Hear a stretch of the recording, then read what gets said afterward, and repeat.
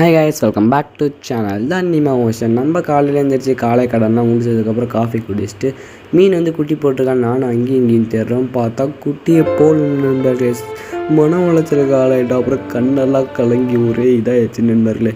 மனசை கல்லாயிட்டு ஸ்லோ மோஷனில் எல்லாத்தையும் எடுத்து வச்சுட்டு சரி மாலி மீன் என்ன தான் பண்ணுது அப்படின்னு சொல்லி எதாச்சியாக நானும் போய் பார்த்தா மீன் குட்டி போட்டிருக்கு. ஒரே குஜால் ஆகிட்ட நண்பர்களே.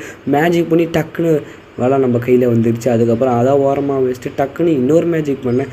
மீனெல்லாம் தாவி நம்மக்கிட்ட வந்துடுச்சு நண்பர்களே. அதுக்கப்புறம் ஒரு 6 மீன் தான் காப்பாற்ற முடிஞ்சிச்சு. கொஞ்சம் சீக்கிரமாக இருந்துச்சுன்னா கொஞ்சம் குட்டி அதிகமாகவே காப்பாற்றிருக்கலாம்.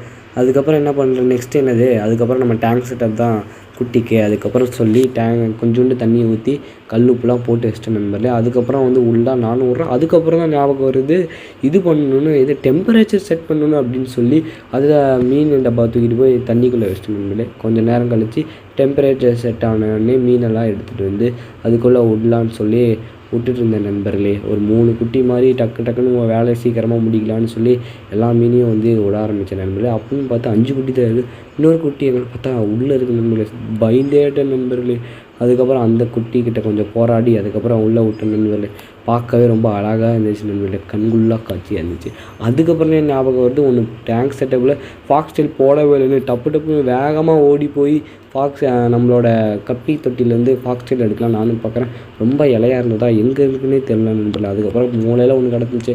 அதை தூக்கிட்டு தொட்டியில் போட்டேன் நண்பர்களே. அதுக்கப்புறம் பாதாம் மேலே கொஞ்சம் கழுவி நீட்டாக போட்டேன் நண்பர்களே. உங்களை நான் அடுத்த வீடியோ செஞ்சுருக்கேன் நண்பர்களே. பாய் பாய்.